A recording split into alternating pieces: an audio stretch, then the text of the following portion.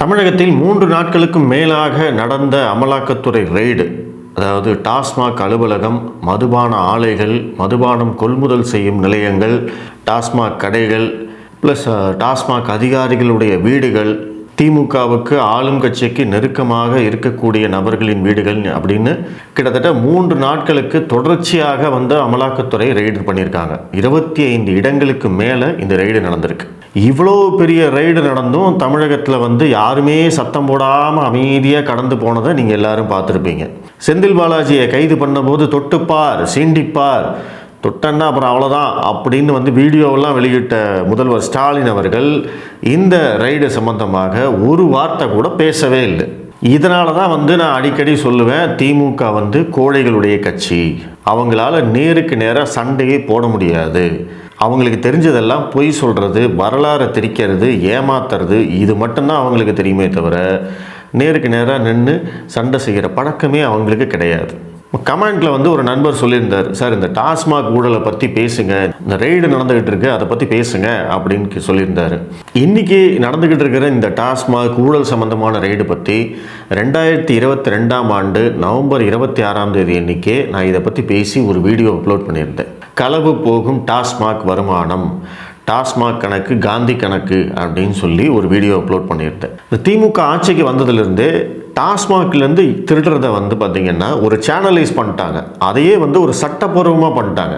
இன்றைக்கி நம்ம கேட்கலாம், டாஸ்மாக்குடைய வருமானம் வருஷத்துக்கு 50,000 கோடி ஆயிடுச்சுங்க அப்படின்னு சொல்லலாம். ஆனால் உண்மை என்ன அப்படின்னா அதுலேருந்து ப்ளஸ் 30% கூட்டிக்கோங்க. கிட்டத்தட்ட 65,000 கோடி வருமானம் வர வேண்டிய டாஸ்மாகில் இன்றைக்கி 50,000 தான் வந்துக்கிட்டு இருக்கு அப்படிங்கிறத தான் நம்ம இங்கே புரிஞ்சுக்கணும். அந்த காணாமல் போகக்கூடிய 15,000 கோடி என்ன அப்படிங்கிறதுக்கு தான் இன்றைக்கி அமலாக்கத்துறை ரெய்டு நடந்துக்கிட்டு இருக்கு. மிக முக்கியமாக இதை எளிமையாக புரிஞ்சுக்கணும் அப்படின்னா இதில் என்ன ஊழல் அப்படிங்கிறது ஒரு கேள்வி இருக்குது. திமுக ஆட்சிக்கு வந்ததுக்கு அப்புறமா 24 மணி நேரமும் டாஸ்மாக் செயல்படுது அப்படிங்கிறது நம்ம எல்லாருக்குமே தெரியும். டாஸ்மாக் கடையை மூடிட்டாலுமே பாரில் 1க்கு 2 மடங்காக விலை வைத்து சரக்குகள் விற்பனை செய்யப்படுகிறது. இந்த இடத்துல தான் இந்த ஊழலுடைய மையப்புள்ளி இருக்கு. டாஸ்மாக் கடையில் விற்கக்கூடிய சரக்குகள் இருக்கு இல்லையா, அது எங்கிருந்து வருது? மதுபான ஆலைகளிலிருந்து டாஸ்மாக் நிறுவனம் கொள்முதல் செய்யும். டாஸ்மாக் நிறுவனத்திலிருந்து இந்த கடைகளுக்கெல்லாம் சேரும். இதற்கு முறையாக கணக்கு இருக்கும். அவங்க எவ்வளவு கொள்முதல் பண்ணாங்க, டாஸ்மாக் குடோன்லேருந்து எந்தெந்த கடைக்கு எவ்வளவு பாட்டில் போச்சு அப்படிங்கிறது எல்லாத்துக்குமே கணக்கு இருக்கும். இந்த வருமானம் தான் நம்ம பார்க்கக்கூடிய 50,000 கோடி. ஏன்னா அதற்கு முறையாக கணக்கு இருக்கு. அந்த வரி வருமானம் அத்தனையுமே தமிழக அரசுக்கு சேரும். ஆனால் டாஸ்மாக் கடை எத்தனை மணிலேருந்து எத்தனை மணி வரைக்கும் ஓப்பன் ஆகுது? மதியம் 12 மணிலேருந்து இரவு 10 மணி வரைக்கும் தான் அஃபீஷியலாக திறந்திருக்குது. 12 மணிலேருந்து நைட்டு 10 மணி வரைக்கும் விற்கக்கூடிய சரக்குக்கு தான் அரசாங்கத்துக்கு வருமானம் வரும். ஆனால் நம்ம ஊரில் தான் 24 மணி நேரமும் சரக்கு கிடைக்குமே. நீங்கள் காலையில் 6 மணிக்கு போனீங்கன்னா கூட சரக்கு அடிக்கிறத நீங்கள் பார்க்கலாம். நைட்டு 12 மணிக்கு வேணுனாலும் நீங்கள் சரக்கு வாங்கலாம். அந்த மாதிரியான ஒரு நிலைமையில் இருக்கிற போது அந்த சரக்குக்கெல்லாம் என்ன கணக்கு, அந்த சரக்கெல்லாம் எப்படி வருது அப்படிங்கிறத தான் இன்றைக்கி அமலாக்கத்துறை ரெய்டு பண்ணி கண்டுபிடிச்சிட்டு இருக்காங்க. அதில் மிக பெரும்பாலான சரக்குகள் நேரடியாக, அதாவது மதுபான ஆலைகள் இருக்கு இல்லையா, மதுபான ஆலைகளிலிருந்து நேரடியாக டாஸ்மாக் கடைக்கே சரக்கு அனுப்புகிறாங்க. இந்த நடுவில் டாஸ்மாக் நிறுவனம் இருக்கு இல்லையா, அரசாங்கத்துடைய துறை இருக்கு இல்லையா, அந்த துறைக்கே இந்த கணக்கு போகாது. அங்கே போனால் தானே நீங்கள் வரி கொடுக்கணும். உதாரணத்துக்கு ஒரு குவார்டர் பாட்டிலுடைய கொள்முதல் விலை வெறும் 20 ரூபா தான் இருக்கும். ஆனால் அதுவே குடிமகன் வாங்குற போது பார்த்தீங்க அப்படின்னா 150 ரூபா, 200 ரூபா அப்படின்னு இருக்கும். ஏன்னா அவ்வளவும் டேக்ஸு. இந்த டாஸ்மாக்கு அவ்வளவு வரி இருக்குது, மதுபானத்துக்கு அவ்வளவு வரி இருக்குது. மதுபான ஆலையிலிருந்து டாஸ்மாக் நிறுவனத்துக்கு கொடுத்தாங்க அப்படின்னா அவங்க அந்த 130 ரூபா 150 ரூபா டேக்ஸு அரசாங்கத்துக்கு போகும். ஆனால் அதுவே மதுபான ஆலையிலேருந்து நேரடியாக டாஸ்மாக் கடைக்கே கொடுத்து, பாருக்கு கொடுத்து, பார்லேருந்து குடிமகனுக்கு போகுது அப்படின்னா அதில் கிடைக்கக்கூடிய வருமானம் யாருக்கு போகும்? 20 ரூபாய் விலை இருக்கக்கூடிய குவார்ட்டரை இவங்க 180 ரூபாய்க்கு விற்பாங்க. அப்போது 160 ரூபா ஒரு குவார்ட்டருக்கு இந்த பார் நடத்துகிறவங்களுக்கு லாபம், மதுபான ஆலை நடத்துகிறவங்களுக்கு லாபம். நடுவில் இந்த டிரான்ஸ்போர்ட்டேஷன்லேருந்து இதுக்கு இந்த ஏற்பாடுகளை எல்லாம் யார் செய்கிறாங்களோ அவங்க அத்தனை பேருக்குமே இந்த லாபம் போய் சேரும். அதுலேயும் இன்னொரு கொள்ளை என்ன அப்படின்னா, நைட்டு 10 மணிக்கு மேலே இந்த 180 ரூபா சரக்கே அதிகபட்ச விலைக்கு விற்கப்படும். சில நேரங்களில் 2 மடங்கு விலை வச்சு விற்கப்படும். அப்போது அதனுடைய லாபத்தையும் கணக்கில் சேர்த்துக்கோங்க. அதுவும் வந்து பார்த்திங்கன்னா இந்த மாதிரி தான் கொள்ளையடிக்கப்படுது. அப்போது இதில் வந்து அரசாங்கத்துக்கு இழப்பு ஏற்பட்டது மட்டும் இல்லாமல் கணக்கில் வராத கோடிக்கணக்கான பணத்தை வந்து இவங்க கொள்ளையடிக்கிறாங்க. இதை வந்து அரசாங்கமே செய்யுது அப்படிங்கிறது தான் மேட்ரு. இது தட்டி கேட்க வேண்டியது யார்? அரசாங்கம் தான் தட்டி கேட்கணும். அரசாங்கத்துக்கிட்ட தான் அந்த டாஸ்மாக் துறை அப்படிங்கிறது இருக்குது. ஆனால் தட்டி கேட்க வேண்டிய அரசாங்கமே இந்த கொள்ளைக்கு துணை போயிருக்காங்க. இந்த விஷயம்தான் வந்து இன்றைக்கி பூதாகரமாக வெடிச்சிருக்கு. இதை பற்றி யாருமே பேசாமல், எந்த மீடியாவும் டிஸ்கஸ் பண்ணாமல், செந்தில் பாலாஜி மேட்டரை பற்றி அவ்வளோ பேசினாங்க. இல்லை, இதை பற்றியும் பேசணுமா வேண்டாமா? ரைடு நடக்குதுங்கிறது மட்டும்தான் சொல்கிறாங்களே தவிர அது எதுக்காக, என்ன, ஏது, ஏன் அப்படி ரைடு நடக்குது அப்படிங்கிறது சம்மந்தப்பட்ட துறை அமைச்சர் விளக்கம் கொடுக்கல, தமிழக முதல்வர் விளக்கம் கொடுக்கல, துணை முதல்வர் அதை பற்றி பேசலை. கேட்டால் வந்து திசை திருப்புறத்துக்காக ரைடாமா. இவங்கள மாதிரி கேவலமான அரசியல்வாதிகளை நம்ம பார்க்கவே முடியாது. எந்த கேள்விக்கும் நேரடியாக பதில் சொல்ல தைரியம் இல்லாதவங்க தான் இந்த திமுக காரங்க. அதைத்தான் நான் திரும்ப தொடர்ச்சியாக சொல்லிக்கிட்டே இருக்கேன். அமலாக்கத்துறை இன்னைக்கு ரைடு வந்திருக்காங்க அப்படின்னா இது வந்து நீண்ட நாட்களாக நடந்து கொண்டு இருக்கக்கூடிய ஒரு ஊழல். அரசாங்கத்துக்கு வர வேண்டிய வருமானத்தை இவங்க தடுத்து நிறுத்துறாங்க, இவங்க தனியாருக்கு கொள்ளையடிக்கிறாங்க அப்படிங்கிறதுக்காக செய்கிறாங்க. ஆனால் மக்கள்கிட்டேருந்து இவங்க திருடக்கூடிய பணம் எவ்வளவு அப்படிங்கிற ஒரு கணக்கு இருக்கு இல்லையா? அதைத்தான் நான் வந்து 2 வருடங்களுக்கு முன்னாடி வீடியோ போட்டிருந்தேன்.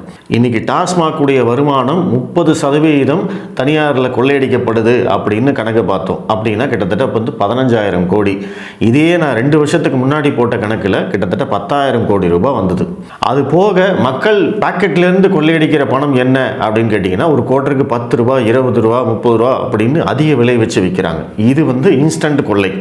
நீங்கள் அந்த 10 ரூபா எக்ஸ்ட்ரா பணத்தை கொடுத்தா மட்டும்தான் உங்களுக்கு மதுபானம் கிடைக்கும். அப்படிங்கிற போது அதை யாராலையும் தடுக்க முடியல. எவ்வளவோ விமர்சனங்கள் வந்தாலும் இன்னி வரைக்கும் அந்த 10 ரூபா எக்ஸ்ட்ரா வாங்குறத டாஸ்மாக் நிறுவனங்கள் நிறுத்தவே இல்லை, கடைகள் நிறுத்தவே இல்லை.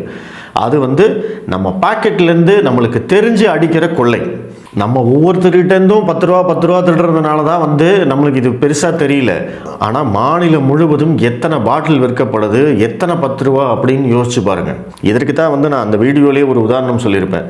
அந்நியன் திரைப்படம் நீங்கள் எல்லாரும் பார்த்துருப்பீங்க. அதில் வந்து 5 பைசா திருடுனா தப்பா அப்படின்னு கேட்டிருப்பாங்க. தப்பு இல்லைன்னு தான் நம்மளுக்கு தோணும். ஆனால் 5 பைசாவை 5 கோடி தடவை 5 கோடி பேர் திரும்ப திருடிக்கிட்டே இருக்காங்க அப்படின்னா அது தப்பா அப்படின்னு யோசிச்சு பாருங்கள். அப்போ நம்மளுக்கு தெரியும் இந்த தப்புடைய சைஸு எவ்வளவு பெருசு, எக்ஸ்ட்ரா லார்ஜ் சைஸில் இருக்குது அப்படிங்கிறது உங்களுக்கு தெரியும். இதோடைய அமௌண்ட்டை சின்னதாக நீங்கள் கால்குலேட் பண்ணி பார்த்தீங்க அப்படின்னாவே கிட்டத்தட்ட வந்து 1,500 கோடி ரூபாய் வரும் வருஷத்துக்கு. நான் சொல்கிறேன், வருஷத்துக்கு நம்மக்கிட்டேருந்து 10 ரூபா 20 ரூபாயும் திருடுறது, நம்ம பாக்கெட்லேருந்து கையை விட்டு எடுக்கிறாங்க இல்லையா, அது மட்டுமே கிட்டத்தட்ட 1,500 கோடி ரூபாய் வரும். இது போக டாஸ்மாக் பாரில் விற்கக்கூடிய உணவு பண்டங்கள், தண்ணீர் பாட்டில்கள், இது அத்தனைக்குமே வந்து இரட்டை விலை. 10 ரூபா தண்ணி பாட்டில் 20 ரூபா, 10 ரூபா உணவுப் பொருள் 20 ரூபா, 50 ரூபா உணவுப் பொருள் 100 ரூபா, இப்படித்தான் வந்து அங்கே விற்றுக்கிட்டு இருக்காங்க. எதற்குமே வந்து அரசாங்கம் விலை நிர்ணயம் செய்யவே செய்யாது. அப்படியே செஞ்சிருந்தாலும் அதை ஃபாலோ பண்ணவே மாட்டாங்க. அப்போ அதன் மூலமாக மக்கள்கிட்டேருந்து கொள்ளையடிக்கிற பணம் எவ்வளவுன்னு கால்குலேட் பண்ணி பாருங்கள். ஒரு சர்வசாதாரணமாக ஒருத்தன் ஒரு 150 ரூபாய்க்கு 200 ரூபாய்க்கு வந்து மதுபானம் வாங்குறான் அப்படின்னா அவன் அந்த பணத்தில் ஒரு 20% அந்த டாஸ்மாக் பாருக்காக செலவு பண்ணுறான்னு நீங்கள் கணக்கு போட்டிங்கன்னா கூட இன்றைக்கி வந்து 50,000 கோடி ரூபாய் வருமானம். அந்த 50,000 கோடி ரூபாயும் மதுபான விற்பனையில் கிடைக்கிறது தான். மதுபானம் வாங்கிறதுனால கிடைக்கக்கூடிய அந்த 50,000 கோடியில் 20% டாஸ்மாக் பாரில் செலவு பண்ணுறான் குடிமகன். அப்போ அந்த 20% எவ்வளவு? 10,000 கோடி ரூபாய். உங்களுக்கு ஈஸியாக புரியும்னு நினைக்கிறேன். ஏன்னா நான் வந்து ஒரு 200 ரூபா கொடுத்து ஒரு கோட்டர் வாங்குகிறேன் அப்படின்னா அதை நான் அந்த பாரில் உட்காந்து சாப்பிட்றம்போது நான் ஒரு தண்ணி பாட்டில் வாங்குவேன், ஒரு கிளாஸ் டம்ளர் வாங்குவேன், அதுக்கு ஏதாவது சைட் டிஷ் வாங்குவேன். இது எல்லாம் சேர்த்து எனக்கு வந்து ஒரு 50 ரூபா 60 ரூபா வரும். அது 60 ரூபா அப்படிங்கிறது நான் எப்படி கணக்கு போடுறேன் அப்படின்னா நான் வாங்கின குவார்ட்டர் பாட்டிலுக்கு நான் எவ்வளவு செலவு பண்ணுறேன், பர்சன்டேஜ் செலவு பண்ணுறேன் அப்படின்னு கணக்கு போடுறேன். நான் குறைந்தபட்சம் தான் கணக்கு போடுறேன். நிறைய செலவு பண்ணுறவங்களும் இருப்பாங்க, எதுவுமே செலவு பண்ணாமல் குடிக்கிறவங்களும் இருப்பாங்க. ஆனாலும் நான் மிக குறைந்தபட்சம் தான் போட்டிருக்கேன். அதுதான் 20%. 200 ரூபாய்க்கு நான் சரக்கு வாங்கினேன் அப்படின்னா 20%ங்கிறது எவ்வளவு? 40 ரூபா நான் வந்து பாரில் செலவு பண்ணுறேன். இந்த 40 ரூபா அப்படிங்கிறது என்னது? தண்ணி பாட்டில், அந்த டம்ளரு, அப்புறம் சைட் டிஷ், இது எல்லாம் சேர்த்து 40 ரூபா. அந்த 40 ரூபாய் அங்கே செலவு பண்ணுறதுனால அந்த பார் உரிமையாளர்களுக்கு கிடைக்கக்கூடிய வருமானம் எவ்வளவு அப்படின்னு கேட்டிங்கன்னா இந்த 50,000 கோடியில் 20% கணக்கு போட்டு பாருங்கள், 10,000 கோடி ரூபாய். அந்த 10,000 கோடி ரூபாயில் தான் இவங்க அதிக விலை வச்சு விற்கிறாங்க இல்லையா, அந்த பணமும் அதில் தான் இருக்குது. 10 ரூபாய் தண்ணி பாட்டில் 20 ரூபாய்க்கு விற்பாங்க, 2 ரூபா டம்ளரை 10 ரூபாய்க்கு விற்பாங்க. அங்கே இருக்கக்கூடிய உணவுப் பொருட்கள் அத்தனையுமே 2 மடங்கு விலை. இது எல்லாத்தையும் நீங்கள் கணக்கு போட்டிங்க அப்படின்னா இந்த 10,000 கோடி டாஸ்மாக் பார் வருமானம் இருக்கு இல்லைங்களா, அதுலேயே கிட்டத்தட்ட 50% நம்ம பாக்கெட்லேருந்து அடிக்கிற கொள்ளை தான். அதற்கும் கணக்கே கிடையாது. நீங்கள் இதெல்லாம் கணக்கு போட்டு பார்த்தீங்க அப்படின்னா வருஷத்துக்கு 15,000லேருந்து 20,000 கோடி ரூபாய் இவங்க கொள்ளையாக மட்டும் அடிக்கிறாங்க.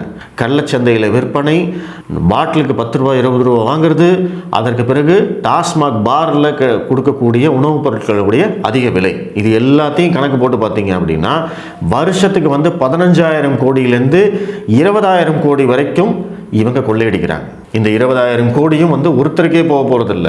திமுக சம்மந்தப்பட்ட ஆட்கள் அத்தனை பேருக்கும் இதில் பங்கு இருக்குது. அப்புறம் ஏன் இவங்கெல்லாம் திமுக ஆட்சி தான் வேணும்னு கேட்காம இருப்பாங்க?